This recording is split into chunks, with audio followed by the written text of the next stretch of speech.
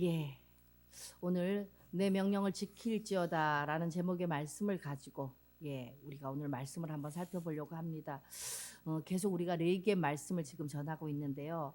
오늘 이 본문의 말씀은 내 명령을 지킬 것이니라라고 이렇게 하나님께서 중요하게 우리에게 말씀하고 계십니다. 우리에게 주신 명령을 우리가 지킬 수 있도록 우리가 그 명령을 잘 지켜 나갈 수 있도록 성령님이 우리와 지금 함께하고 계시고, 우리는 그 성령님의 은혜 안에서 하나님의 주시는 모든 말씀들을 잘 지켜 나가야 될 줄 믿습니다. 할렐루야.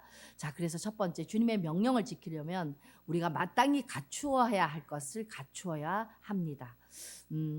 하나님은 육체에 흠없는 제사장만이 휘장 안에서 제사장의 직무를 할 수 있다라고 지금 말씀하고 계세요. 자, 봅시다. 16절에서 21절까지 우리 한번 합독합니다. 여호와께서 모세에게 말씀하여 이르시되 아론에게 말하여 이르라. 누구든지 너희 자손 중 대대로 육체에 흠이 있는 자는 그 하나님의 음식을 드리려고 가까이 오지 못할 것이니라. 누구든지 흠이 있는 자는 가까이 하지 못할지니 곧 맹인이나 다리 저는 자나 코가 불완전한 자나 지체가 더한 자나 팔 부러진 자나 손 부러진 자나 등 굽은 자나 키 못 자란 자나 눈에 백막이 있는 자나 습진이나 버짐이 있는 자나 고안 상한 자나 제사장 아론의 자손 중에 흠이 있는 자는 나와 여호와께 하제를 드리지 못할지니 그는 흠이 있은즉 나와서 그의 하나님께 음식을 드리지 못하느니라. 아멘.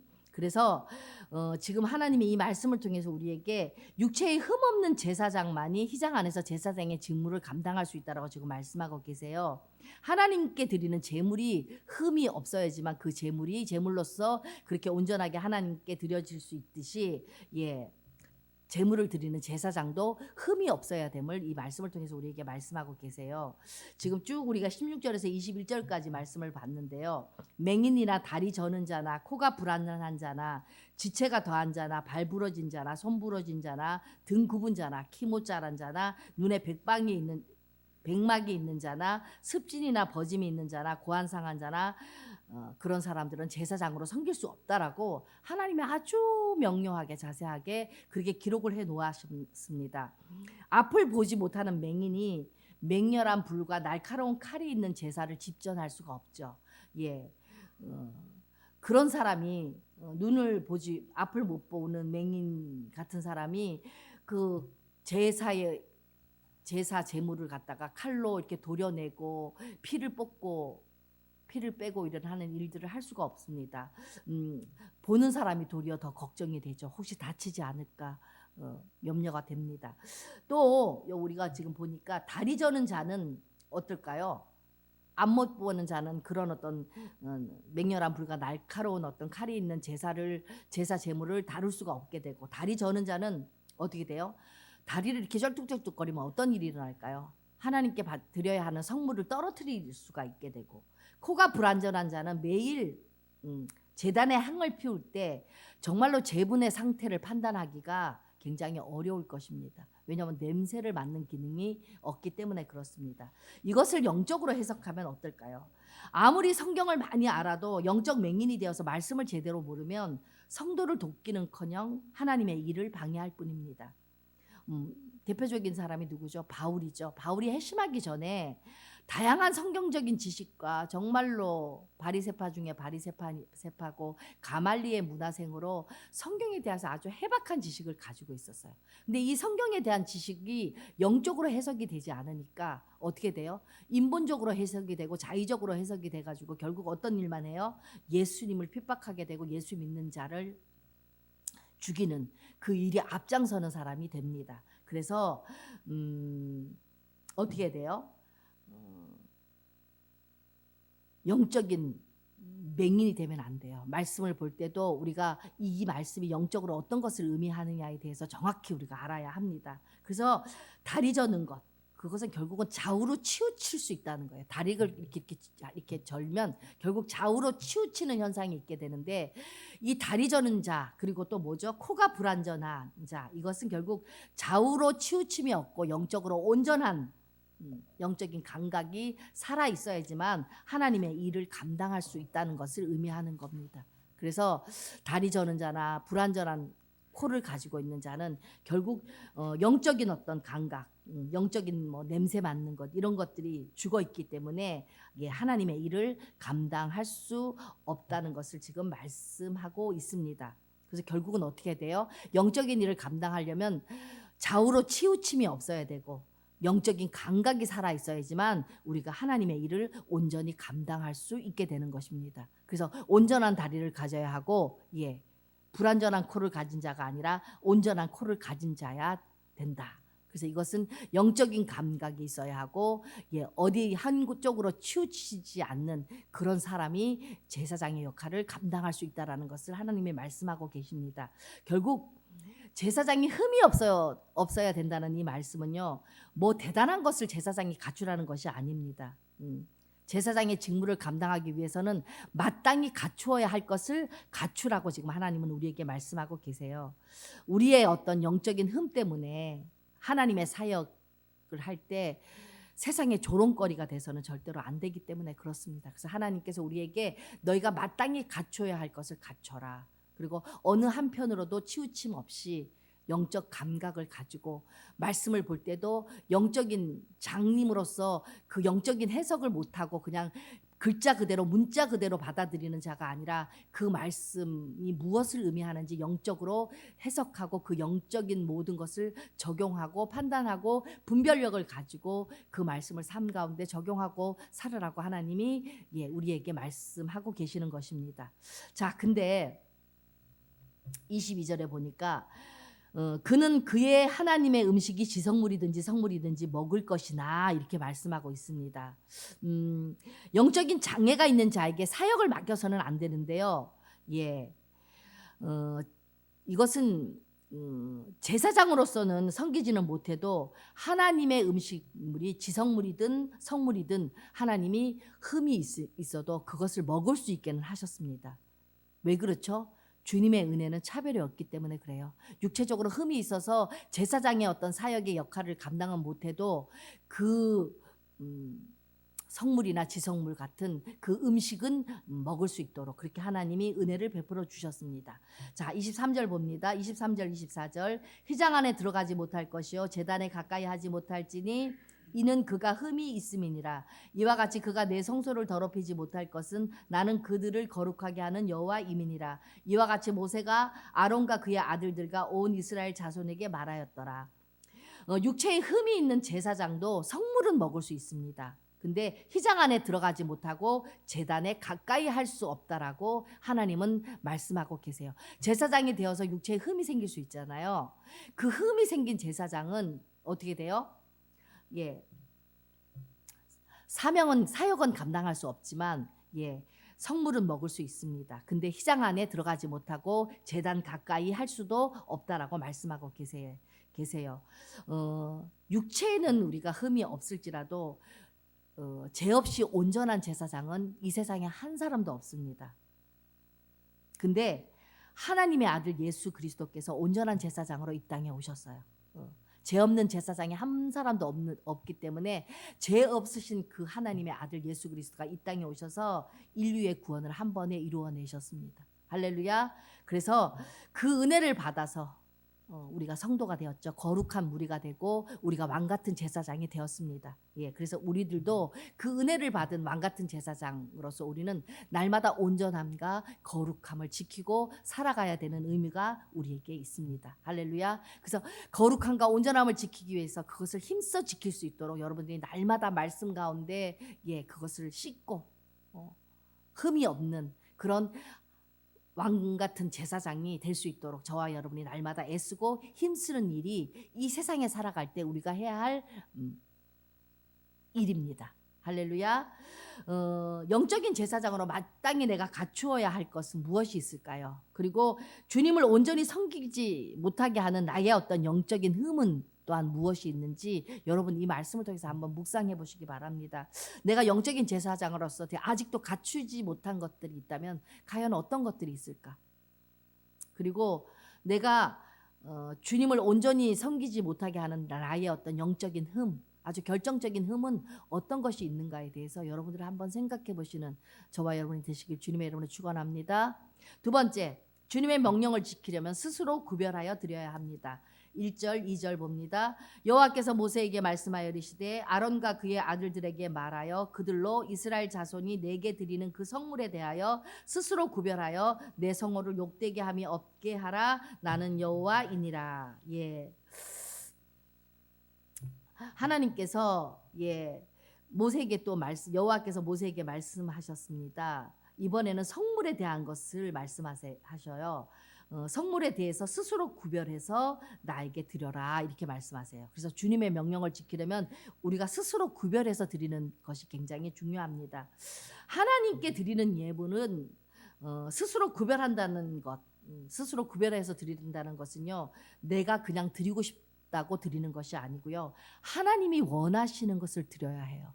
내가 원한다고 내가 드리고 싶은 것을 내가 드리는 것이 아니고 하나님이 우리에게 원하시는 것을 드리는 것이, 그게 구별해서 드리는 것입니다. 할렐루야.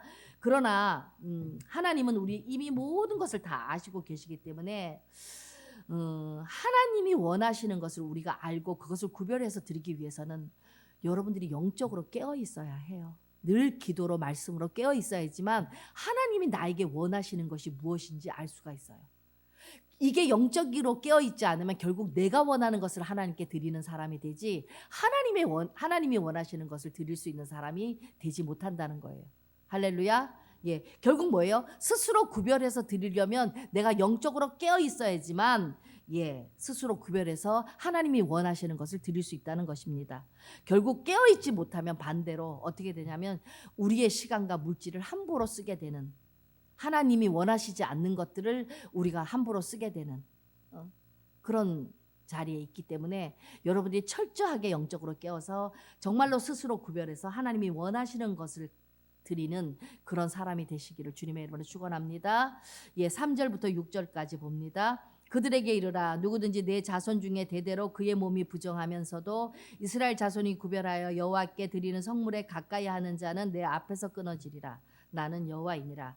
아론의 자손 중 나병 환자나 유출병자는 그가 정결하기 전에는 그 성물을 먹지 말 것이요, 시체의 부정에 접촉된 자나 설정한 자나 무릇 사람을 부정하게 하는 벌레에 접촉된 모든 사람과 무슨 부정이든지 사람을 더럽힐 만한 것에게 접촉된 자, 곧 이런 것에 접촉된 자는 저녁까지 부정하니 그의 몸을 물로 씻지 아니하면 그 성물을 먹지 못할지며, 이렇게 말씀하세요.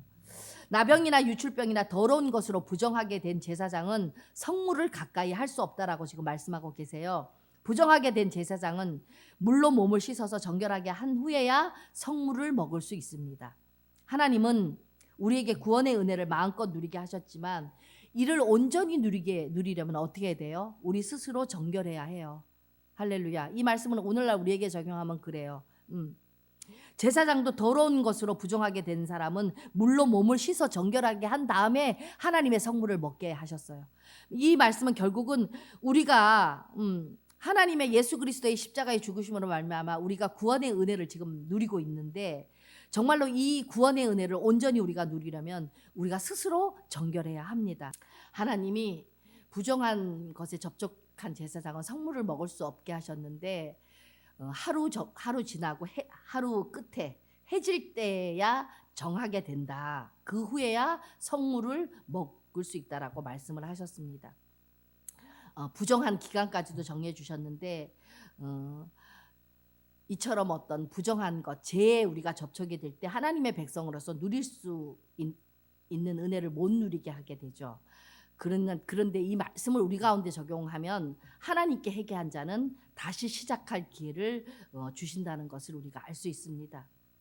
그래서 여러분들이 가정에서나 직장에서나 학교에서 정말 하나님의 명령대로 우리가 전하고 우리가 하나님의 은혜를 온전히 누리기 위해서 내가 정말로 부정한 것에 접촉하지 않고 죄를 짓지 않는 자인지를 한번 점검해 보시고, 그렇게 되었다면 여러분들이 회개하실 때 하나님은 다시금 우리에게 시작할 기회를 주신다는 것을 기억하시길 주님의 이름으로 축원합니다. 아멘. 자, 8절입니다. 시체나 찢겨 죽은 짐승을 먹음으로 자기를 더럽히지 말라. 나는 여호와이니라. 제사장들에게 주님은 또 말씀하세요. 시체나 찢겨 죽은 짐승을 먹지 말라. 그것을 먹게 되면 자기를 더럽히는 것이다 라고 그렇게 말씀을 하세요. 왜 이렇게 말씀하셨을까요? 시체나 찢겨 죽은 짐승은요 부패되었거나 변질되었을 가능성이 크기 때문에 그래요. 그래서 부패된 음식이나 변질된 것을 먹게 되면 어떻게 돼요? 어떻게 돼요? 몸이 병이 들거나 몸이 굉장히 상하겠죠. 예, 그래서 하나님이 제사장들에게 시체나 찢겨 죽은 짐승을 먹지 말라라고 지금 말씀하고 있습니다. 이 말씀을 오늘날 이 말씀을 우리에게 적용한다면 어떤 말씀이 될까요? 내가 수고하지 않고 어부지리로 얻으려 하다가는 부정하게 되어서 죽을 수 있다는 것입니다. 뭐예요? 시체나 죽은 짐승은 내가 애써서 노력하지 않고 그냥 있는 거를 그냥 먹는 거 아니에요. 이것은 결국 내가 수고하지 않고 어떻게 어부지리로 얻으려 하다가는 결국 내가 부정하게 되어서 죽을 수도 있다는 것을 하나님은 말씀하고 있습니다. 이 말씀을 통해서 볼 때 우리가 사소한 것 하나라도 허투루 여기면 절대로 안 된다는 거예요.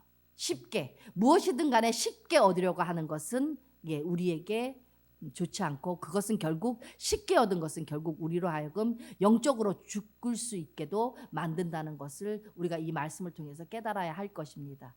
이제 마지막 절입니다. 9절입니다. 그들은 내 명령을 지킬 것이니라. 그것을 속되게 하면 그로 말미암아 죄를 짓고 그 가운데서 죽을까 하노라. 나는 그들을 거룩하게 하는 여호와이니라. 예, 아멘. 내 명령을 지켜라 그렇게 말씀하고 계세요.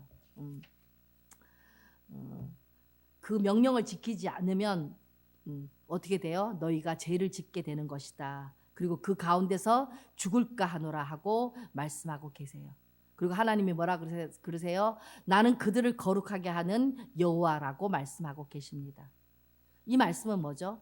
진정 하나님의 말씀을 모르면 자기도 모르게 죄를 짓게 되고 결국 죽을 수밖에 없는 것을 하나님은 말씀하고 계세요.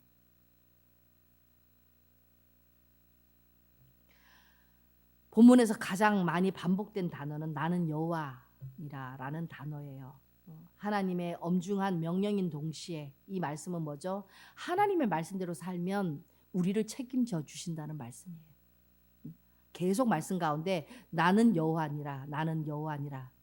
너희들이 내 명령대로 살면 내가 너희 모든 인생을 책임져 줄 것이다. 근데 너희들이 내 명령을 따르지 않고 너희 마음대로 살면 너희는 죽게 될 것이다 라는 말씀이에요. 결론은 내가 너희에게 이렇게 말씀하고 명령 내린 그 모든 것들을 너희들이 삼가 지켜 행하면 너희는 순종해서 받을 복을 받을 것이고 그것을 명령을 지키지 않으면 결국은 너희는 어떻게 돼요? 불순종해서 받을 저주와 심판을 받게 될 거라는 말씀이에요. 결국은 하나님이 그래서 이 이스라엘 백성에게 자세하게 하나님이 설명해 주시고 이것을 지켜라 계속 레위기의 말씀을 통해서 말씀하고 계세요.